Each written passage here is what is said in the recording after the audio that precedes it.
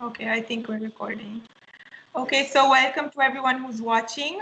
This is our first webinar hosted by Center for Public Policy. My name is Saba Shahid and I work as a research fellow at the center. Today's topic is the public policy consequences of the coronavirus pandemic. And we will be discussing the governance challenges of managing a public health concern of dynamic and large proportions such as COVID-19. And joining me today are two seasoned academics. We have Dr. Imdad Hussain, who is assistant professor at the Center for Public Policy and Governance at FC College. His research interests include urban policy, urban development, education and cultural policies, water management, and housing development, to name a few. We also have Dr. Raja Ali Saleem. Dr. Ali is associate professor at the Center for Public Policy and Governance. Also a former civil servant, and his area of expertise include religious nationalism, Islamist politics, financial management, and again, these are just a few that I can name. So I'm going to dive straight into the discussion, and we can begin with Dr. Imdad, and Dr. Ali, feel free to jump in whenever you want. So the first question I thought we could talk about was the issues of governance. So the pandemic supposedly arrived in Pakistan later than in most in harder hit countries, and the government, had time to prepare a response. So what are some of the policies that you agree with, and what do you think could have been done better?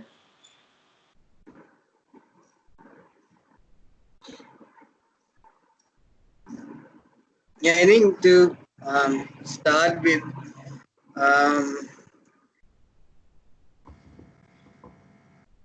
the most important thing I think in this pandemic, in this crisis, is to understand that Corona is not primarily a public health issue.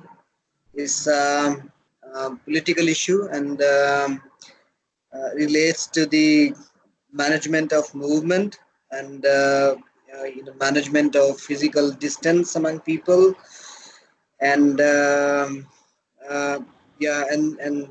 regulation of social life as in our major cities where this problem has hit us the most, like Karachi or Lahore, and there are other cities, where densities are high and there are so many people, living in small places. Uh, this could have only been done with appropriate management of social interaction or social life, and our government and whether it is federal government or provincial governments um, generally took a lot of time in deciding or thinking about how to regulate social life in Pakistan. Sindh, uh, absolutely, Sindh did much better than other provinces, other parts of the country, but the mayors adopted in Sindh were also not highly appropriate. The way physical distancing among people was enforced on people from above, and that too when the policymakers, under international pressures, thought that there was no other choice except to enforce the measures of physical distance. I don't call it social distance, but the measures of physical distance. And you know, until now, for example, and I think Dr. Ali can explicate this argument in a much better way because he has been working with government for a very long time. The state as a whole looks highly fragmented, and there is we don't have this sense that state or the authorities of state, whether it is public health authorities or policing authorities or urban planning authorities or the authorities which shape public opinion, or the teachers, or all of the departments which are directly or indirectly involved with the management of corona or management of physical distance, are willing to, or want to talk to people, or negotiate with the people, how to enforce or how to regulate this social life.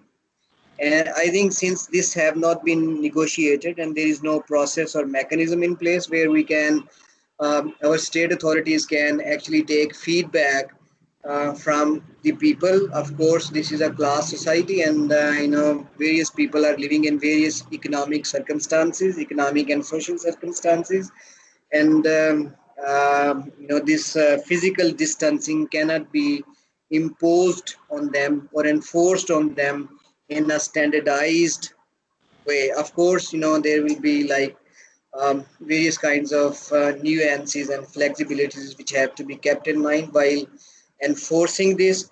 And I think it's very important that state comes out and somehow initiates a process to negotiate on, say, regulating or enforcing, uh, uh, physical distancing in this society, and regulating social interaction in uh, you know culturally sensitive way. And that way would require that the state and its authorities actually respond to the actual economic and social conditions of various classes in which people are living in our urban cities. So that is my larger observation and concern about corona management in So when you Pakistan. say the state needs to come out and negotiate with all these actors in a culturally sensitive manner, how do you envision that negotiation? What are the actors that should be part of that negotiation? I think it could have been possible if the local governments were in place. It could have been relatively easier, but there are so many other opinion makers in society. For example, look at the example of Lahore. There are representatives and community activists. They are almost everywhere in these settlements, relatively middle class and lower middle class settlements in Lahore. And plus, there are traders who have really big stake in keeping the economy going. And we know that they are exerting a lot of pressure on government, and not only on government, but also on politicians and other stakeholders in society. When I say negotiation, I don't use this term in highly formal way. By negotiating, I mean that there are places, for example, in Kachibadis and in slums and in informal settlements in Lahore, and all of these people are more than 50% of the Lahore. And similarly, if you look at Karachi, there are more than 60% of the people are living in informal settlements, or they are poor, or lower middle class people, and they are living in very small homes. Can you imagine, like, if more than 30% of the population of Lahore is surviving, for example, in one room, or two rooms, two small room homes. They have virtually no place to stay. For example, all of the families, 6 persons or 7 persons or 8 persons, it's very difficult for them to face each other 24 hours, 7 days a week, and 30 days a month. And there are no spaces. For example, there were so many spaces in these communities which have been encroached, and this is an issue which concerns with urban planning and land management and the way urban planning is conducted. So if these places were there, we could have evolved a way where people could actually come together in these spaces, maintaining some semblance of distance, while for example interacting with each other, which is very much a serious need in all of these settlements, because people have no place in their homes to stay, or they are like 3 persons or 4 persons stuffed in a room, and using their single rooms or kitchens or bathrooms, or for multiple purposes. So, I mean, it's not difficult. So many people in Lahore can actually afford to stay at home because there is at least, one room for one person.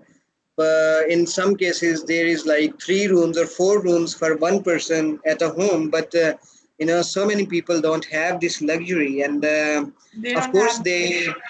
yeah, and it's impossible for them to, for example, meet this standard. Even if they want to meet this standard of maintaining physical distance and not going out, I think it's practically impossible goal to meet. And we should not expect from all these people,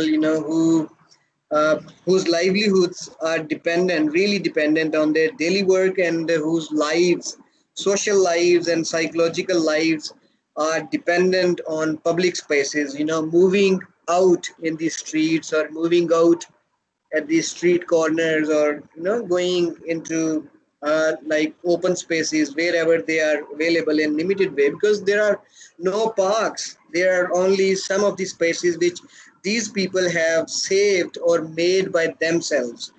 So I think, yeah, this question is really, really very important. Whether this one standard, one formula should be imposed across all of these socio-economic conditions and restraints. So that should be actually thought about, not only for now, but as we know that the people like me who study urban planning and urban health and urban policy, they know that these cities in late modernity, the contemporary cities, are highly, highly vulnerable to various infectious diseases and epidemics. So it's not only for now, because this shall pass. For example, in 2 months, 4 months, 6 months, this epidemic or pandemic is going to pass. Um, uh, but the possibility of the occurrence of other epidemics and infectious diseases remains there, and it is there for all of these cities in, say, in majority of the world. Because look at Delhi or Bombay or Calcutta or Karachi, Lahore, Peshawar, where people are stuffed in small rooms or small homes, and there are no public spaces, and there are so many vectors and germs all the time flourishing, where hygienic conditions are not very good up to the mark. um, I think we will have to think about it in the larger terms, that how to, for example, start talking to, or start at least reflecting and thinking about building this resilience among people and in the cities to deal or respond to the infectious diseases or these kinds of epidemics in future. This is a serious question for urban planning agencies and all of those agencies which are involved in regulating the city in various ways. You mentioned earlier that you said it's not a public health concern. You wouldn't classify it as a public health concern. I want to understand why. Because I understand it as a public health concern. We're struggling with not only facilitating enough patients in our hospitals with the proper equipment, but also like our medical staff, they're unable to get the appropriate PPEs. And by public health, I mean that, not just in terms of the medical profession, but in terms of all the cultural, economic repercussions the pandemic has as well. So I want to understand why you wouldn't classify it as a public Look, health concern. public health generally is a discipline which deals with the biomedical, with the implementation of biomedical model of keeping people healthier.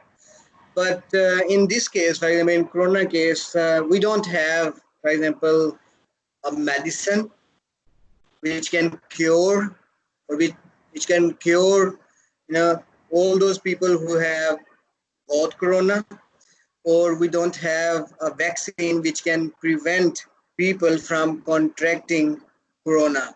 So since this cannot be ameliorated with the interventions of public health professionals, this is primarily not a public health issue, because doctors and public health officials are as helpless as anyone else, Mhm. because Okay. you're just isolating people, you're not treating people, because there is no treatment. That's why it's not a public health issue. So public health can't be blamed for this. So Okay. I would Um, argue that, sorry. So I would go- argue that, there are different models of public health, and there are also models which look at more preventive side and the social aspects of keeping people healthy. So psychological health, of course, comes in that, is a major concern in those models. So I would argue that it's both. It's a public health issue, and of course, it's because it's a public health issue, politics, governance, governments are involved. So you can't take out, you can't put all the blame on doctors or on the people here, and especially in case of epidemics, it's always the state or the governments who have a major role to play. If these epidemics go out of hand, it's not because of the people or because of the health professionals, it's always because of the state. And if they are controlled, again, it's because of the fact that the state and the government and these people did their job well. So here, I would argue that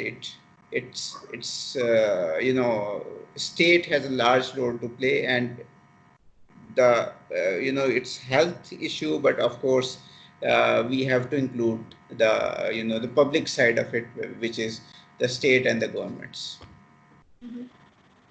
Yeah, I mean, I think I have to agree with that. I think if we, public health would definitely have to go beyond just the biomedical or treatment aspect of managing a disease. It definitely includes the administrative, managerial, or governance aspects of, keeping people's welfare in mind.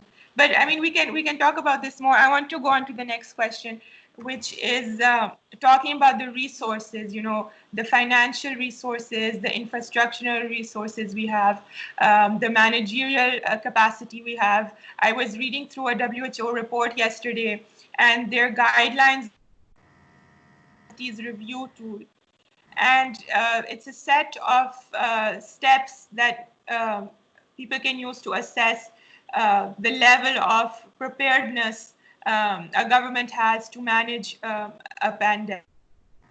And I was going through that list, and I was not feeling very confident. So my question is, how do you? So we have very limited resources. We've been dealing with expanding our tax base. We've had trouble with tax collection. We have high public debt. So what are some of the resources that can be mobilized, or what are the creative ways in which we can garner enough resources to manage a pandemic, such as this one? Yeah, I think yeah, for sure we were not prepared for this, and generally we are not prepared for anything. Um, but in the last government of Shehbaz Sharif, when I think in 2011, when we had the first episode of dengue at the larger scale in Lahore and other cities. Um, I think the government spent a lot of money, which I think was not necessary to spend. But in that year and the next year, government accumulated this experience to deal with dengue, and we see, for example, for the next 3 years, they could deal with they could prevent dengue from making these taking lives or contracting to so many people. So that experience was there, and of course there were so many funds which were spent unnecessarily through all those years. um, there are some I think there are some for example scientific methods, of course, in which we need epidemiological studies, where the patients are coming from and what are their characteristics, and and thinking in plausible ways, how to how they might have been contracting this disease. For example, what is their gender, age, or socio-economic characteristics. Those kinds of studies are actually not done here up until now, because even in dengue, the way we have been dealing with dengue is that send your people, public health officials and local government officers, and other government officers across Lahore, and spray everywhere in every streets. I mean, this approach actually results in a lot of wastage of money and resources and creates panic. We really need to know where the people who are contracting this disease are coming from and what are their characteristics, and focus only those areas and try to ameliorate those disease producing conditions. There is one thing, but I think the most important thing in dealing with epidemics, uh, which I think I have been thinking about it since this has begun, is the and especially this this unique situation of COVID-19, is that there is really big trust deficit between people and the state. People and the people who are, and the policymakers and administrators who are managing this situation. And I have talked to many people. I still go out sometimes and talk to people, why they are sitting outside and why they are talking to each other, why they are going out.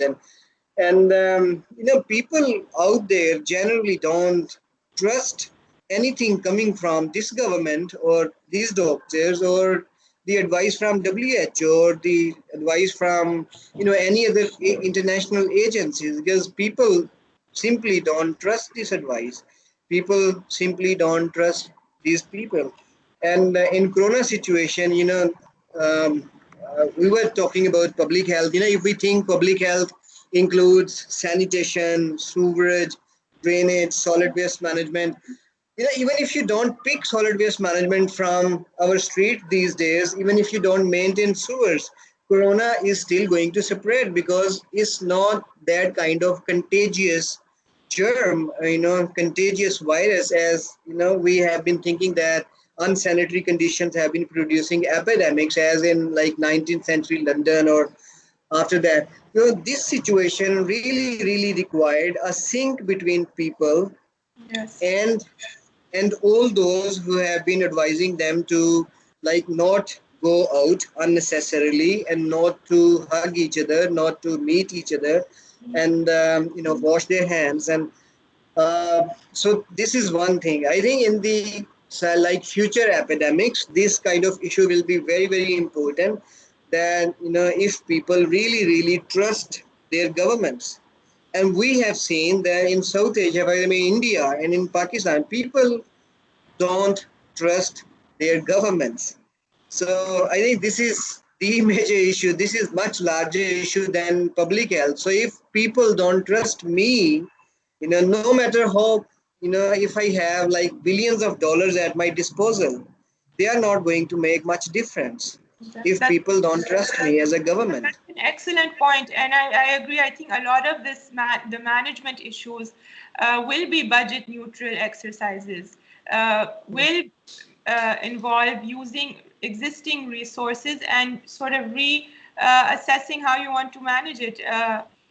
For instance, you were talking about targeting your policies or targeting your management of the disease to specific locations. We have GIS mapping. We have a lot of sort of think tanks that are sitting there. They're mapping. They're doing their aerial photography of where people reside, where they're settled, and many more resources that can be used. Similarly, working with the local government to develop that synchrony that you were talking about between the state and the people. Dr. Ali, do you want to add something? Yes, I think that yes, our resources are limited, but we can reappropriate, some of the budget which was available to other departments, since they are not working at that level as before. So we can reappropriate the budget from there to, for example, health department or Ministry of Health or, National Institute of Health to do the work. For example, of course, military has the biggest share in Pakistan as far as budget is concerned. So they, a certain portion of the military budget can be, spared or reappropriated to the Ministry of Health. And as Prime Minister Imran Khan said that, ISI has lots of, data and lots of people available on the ground, which can be used to, track coronavirus patients. One of the most important things in containing coronavirus or any epidemic is to track people who are infected so they cannot infect other people. So ISI or other agencies which are, IB or other agencies which are present on the ground and which do other work can be reassigned at least this point to do this work, which is much more important than going after political opponents or other kind of people. So I think these things we can do without disturbing or without needing any more money. Yeah. I'm going to sort of move on from the last point that Dr. Imdad mentioned, where the people don't trust the government, so it's unlikely they're going to follow any restrictions or policies coming from the state. Question is regarding the lockdown. The Prime Minister recently said that it's not sustainable and eventually we'll have to lift the restrictions despite the benefits of it flattening the curve. Do you think the lockdown is sustainable? How do you see the trade-off between keeping our economy going, keeping our informal workers, allowing them sustenance, our daily wagers, that trade-off between a rapid spread in coronavirus cases? I think the kind of strict lockdown was not feasible for Pakistan. Yeah. Or we can't afford it actually on many grounds. So we needed to find a middle way between and this kind of conversation has actually uh, not been undertaken. I'm sorry to say uh, not by the state authorities and not by those people who uh, consider themselves as think tanks or as the people who make opinions or suggest things like this.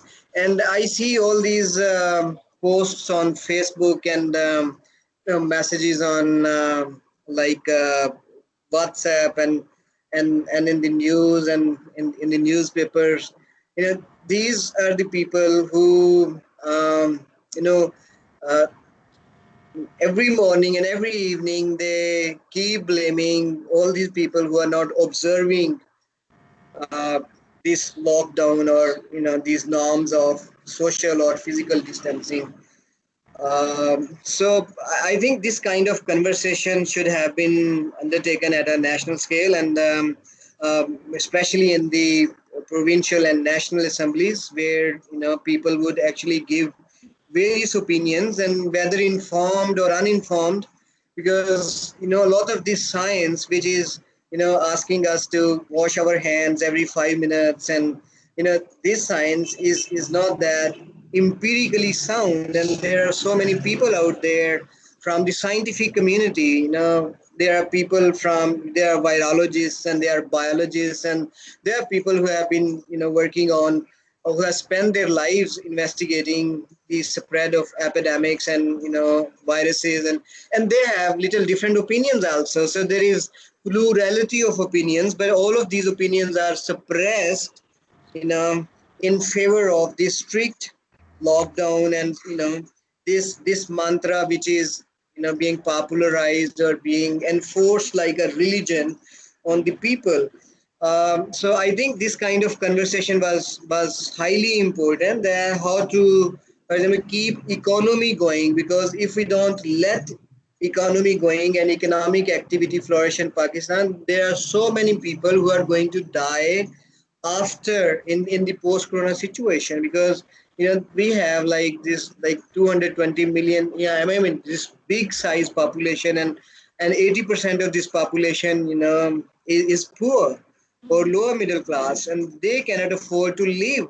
For example, even as there are many people like rickshaw drivers, like daily wage workers and informal workers, and there are so many, like, and millions, and these people can't afford to survive, for example, beyond a week, because they don't have savings, they don't have bank accounts, they don't have money.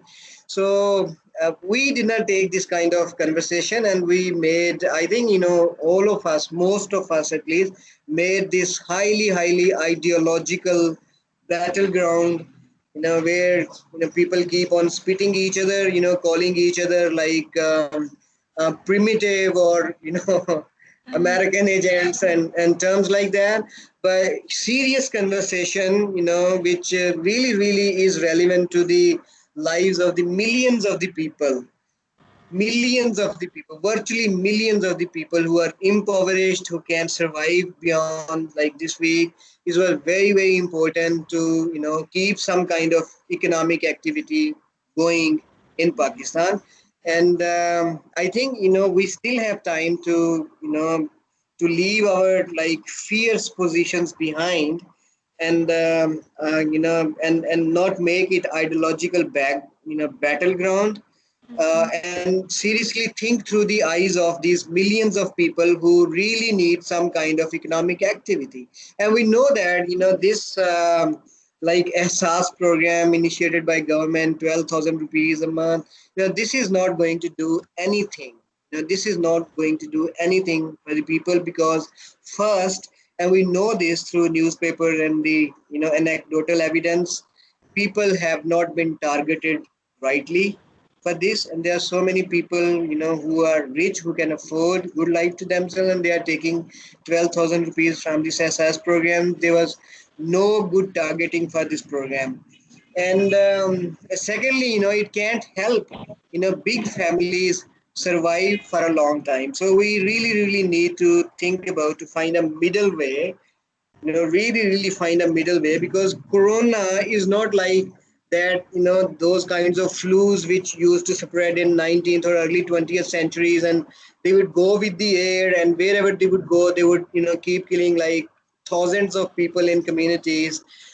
This is not that kind of infection, and there is much this international kind of fear mongering and fear spreading about this disease. And really, really, we need to encourage all those alternative views in the scientific community, who are really, really doing good science. They are not mediocre scientists, they are good scientists, and we need to talk to them to find a middle way, to to take both of these things together and help millions of people survive and make their living. Otherwise, post corona situation is going to really, really adverse and difficult, and will be highly, highly unmanageable. I think you're right. It has a lot to do with the plurality of the situation, and it has a lot to do with how communities are responding to this. So with that, I want to transition on to our next topic, and I want to bring Dr. Ali in and sort of talk of the role of religion in the spread of the disease. The two major outbreaks that happened in Pakistan were linked to the Shiite Zaireen and Tablighi Jamaat. And, I want to understand to what extent can we look at this as a problem where, I mean, of course, you cannot target a certain community. We hear this news coming out of India where certain religious groups have really been ostracized. But what role do you see of religion in the spread of the virus? So I don't think that we can blame the religious people or a particular sector, religion for the spread of disease. Yes, religious people have been involved in the spread of disease in many countries. In South Korea, there was this church from which almost 50% of the cases in the whole country came from that church. In Iran, you can link it with religious shrines. In Pakistan, as you said, with Zaireen and Tablighi Jamaat. But can I think that it's wrong to blame religious people for the spread because of the fact that yes, there is a congregational aspect of the religion, the get together, but this congregational aspect is part of the human existence. Humans are social animals, and religions are for the human people, are for human beings. So almost every religion, even small religions like tribal religions, have a congregational aspect. Religious assemblies are very common, and they usually, most of the time, don't lead to the spread of epidemics. So this is a special situation. So we will have to deal with it, in a different way. And my point is that it's more, if you look at the religious assemblies or congregations, it's much easier to stop them or to control them than other assemblies because of the fact that they happen at specific time and at specific places. So if the state had been efficient or effective, uh, religious people, whether in Korea or whether in Pakistan or in the US or in India, this would not have happened. So take, for example, the two outbreaks in Pakistan. So if you look at Shiite Zarin, what happened there? So people were stopped at the border. First, they were not stopped. Then, when there was lots of hue and cry, then they were stopped. Then they were put in, schools and colleges, empty schools and colleges, or large halls, put together almost 50 to 100 people in each of these such facility, sleeping together, eating together. There's no concept of physical distancing, right? And then, of course, there was, the food was awful, the place was awful. So, if me and or you would have been there, we would have also tried to flee from there.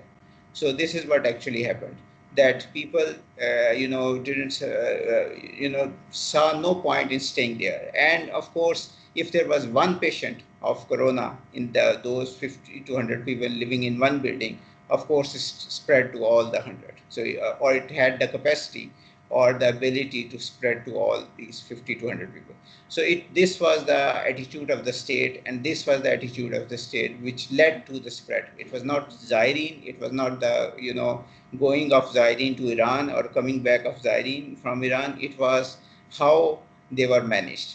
Again, you take the second. But do you agree with this argument that uh, there the religious, I don't know if I can call it that, but the religious lobbyists are so strong in Pakistan that in the end it becomes a political decision, and it's very hard to, I mean, it's not hard in terms of governance, but it's a choice that the government chooses not to make.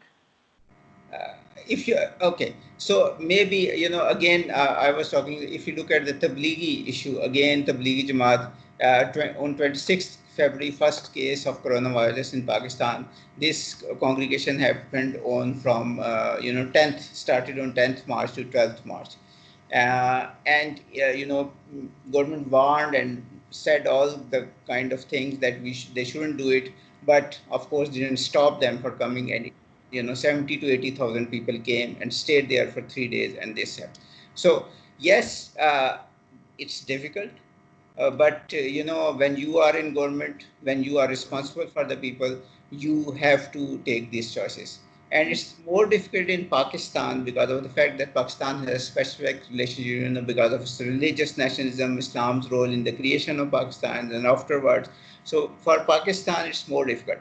But just look at other countries where religion is as important to nationalism as Pakistan. For example, Saudi Arabia or Israel or Iran. So Iran and Pakistan didn't manage, in an effective way.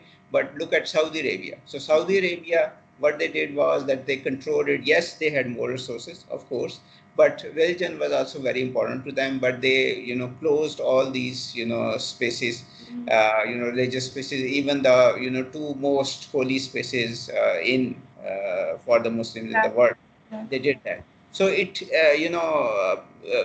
yes, it's a difficult thing to do in Pakistan to stop religious people, but if the state is united and if state wants to do it, they can do it. Uh, but of course, they decided that it's not politically politically feasible for them to stop No, the religious. absolutely. And Dr. Imdad was talking about this harmony, this discussion between different actors in a society.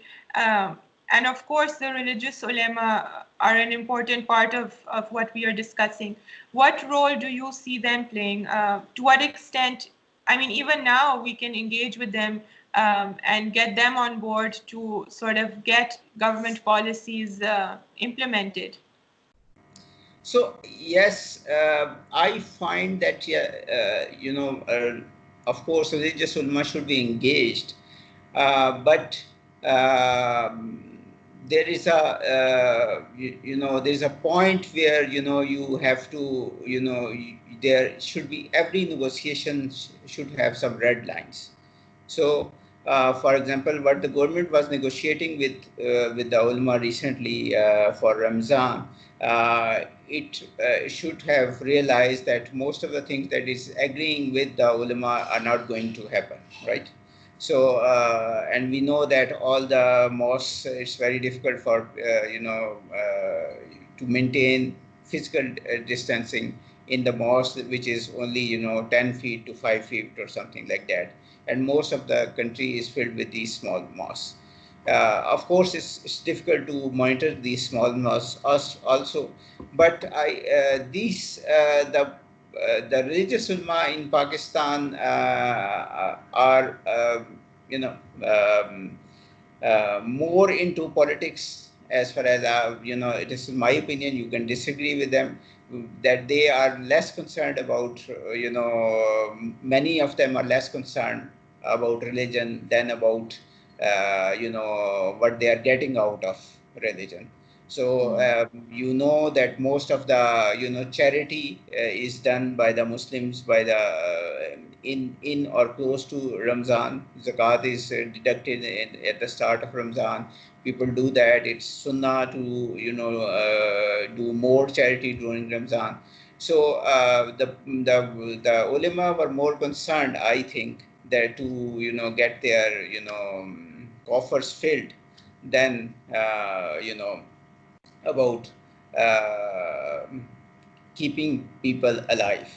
So this, I think, that it was the responsibility of the government that to stop, to negotiate with the ulama, but to stop them from becoming making the mosque a hotspot for this coronavirus.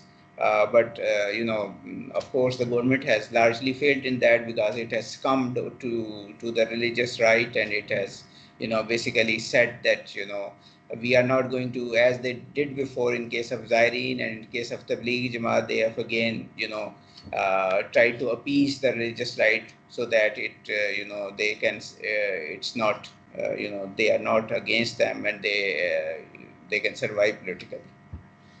But looking forward, I mean, I understand your point and I agree with it. But looking forward, how can they be engaged with? Because they do have a lot of political clout, like you mentioned. They have influence of over millions of followers. So they're definitely an asset that we can work with to get our messages across, to get a unified policy response across. I think that yes, they can be engaged, but they have to be told that you can maybe government can provide them other opportunities or other ways to interact with the people. So maybe government should say that we should provide free internet, free broadband Wi-Fi to all the mosques, or to at least the bigger mosques in the cities. Or we can provide other kind of facilities which where people can interact. Or we can provide easy money transfer from people to the mosques or charities, different religious charities. So these are the things which can be negotiated, and which should have been negotiated, so that the concerns of the religious right can also be tackled without making people unhealthy, and without making people suffer from this epidemic. So rather than appeasing and allowing people going to mosque and opening the mosque, what should have been done was that the negotiation should have been this: we are not going to open mosque because all over the Muslim world, no country is not doing that. So we are not going to do that. Let's talk about other things. How we can deal with your concerns, what you feel is important, and how we can deal with this. For example, government should have been should allowed maybe more hours of preaching on the national TV, so that all different kind of ulema could come on TV channels, and they can increase their following, and or uh, you know uh, tell people, give dars and other things, so that if they are concerned about the religion and the spread of religion or spread of good deeds and all that, that could be. So I think the negotiations should have been on this aspect, and government should have been firm on the other aspect, that mosques should be closed. But of course, this, and I think in future what should be done is that the focus should be after Ramadan, should be to placate their concern in other ways, and keep less and less people going to the mosque. And of course, the religious ulema have a role to play in a highly religious country like Right. Pakistan. Um, I think you mentioned a study that you read where, and we spoke about this earlier, where in China, people living in quarantine, experienced a lot of anxiety, depression, insomnia, and of course, these are so these are the repercussions or the after effects that we will have to deal with. And again, the role of religious scholars will be important here, and religion. A lot of people fall back on faith or spirituality to get through, testing times. So, I mean, how are some of the ways in which the religious elite can help with the distress aspect of the pandemic? So, if you look at this pandemic and other things, religion or spirituality. These are the things which link people to something otherworldly, right? Basically, and to away from the material aspect of things. So in this epidemic, most of the material aspects you can't enjoy, or can't enjoy fully. So this, this is a time when we can, a religious elite, a religious ulama, and can bring people to think of other things. All the greed that is in our society, corruption and other things which are. So this is the time when people should, ulama and elite can say, well, you have 4 cars and you have 10 homes, but you can't get out of your only one room of your house.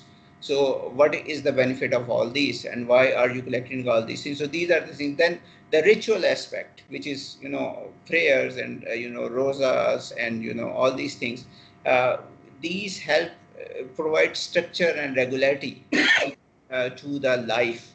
So in a time when we don't know that whether it's Monday or Sunday or Tuesday, the 5 prayers in the day tells you that okay, this is the time, it's 4 o'clock or 6 o'clock or whatever. So these provide suggest something to do, something to in this predictability. So these are very important thing for being remaining sane in these times. So religion provides you this predictability, and then of course the predictability of what happens after life. So yes, everybody is afraid of dying by corona, but religion provides you a sense of that your life is not going to end. Yes, you are going to die, but this is going to be a transfer to some another world, just like you transfer to this world, you are going to another world. and you are going to meet your relatives again, and your kids again, and your parents again, and all the people you have lost. So these are the things which decrease the stress which is present Yeah, everywhere. Yes, and your please. students again. Yes. And your students again. So yeah, these are the things which are which religion and which the capitalist society of the 21st century cannot provide. Yeah. So this is the positive aspect of religion which we should highlight, and which the religious ulema and religious elite could use to bring our nation to a much higher level of trust and honesty. Mhm. No, no, I completely agree. I think uh, that you're right. It's very, very important to have structure on a personal level as well, to have some form of structure to our day, to remain productive, to remain, to, have that feeling that we're doing something, have our evenings different from our mornings, keeping track of the days that we had. Right. But I just want to thank both of you for agreeing to do this. I've been pestering everyone for this webinar, but I think it went well, and I think we got some very productive discussion recorded, and I hope we can do another session soon. Yeah, sure. Yeah. Thank Thank you you. so much for having us. Yeah, thank you so much. You are the person who did that. Okay. Yes. Thank you. Okay, okay, thank you. Okay. Okay, Bye. thank you. Bye.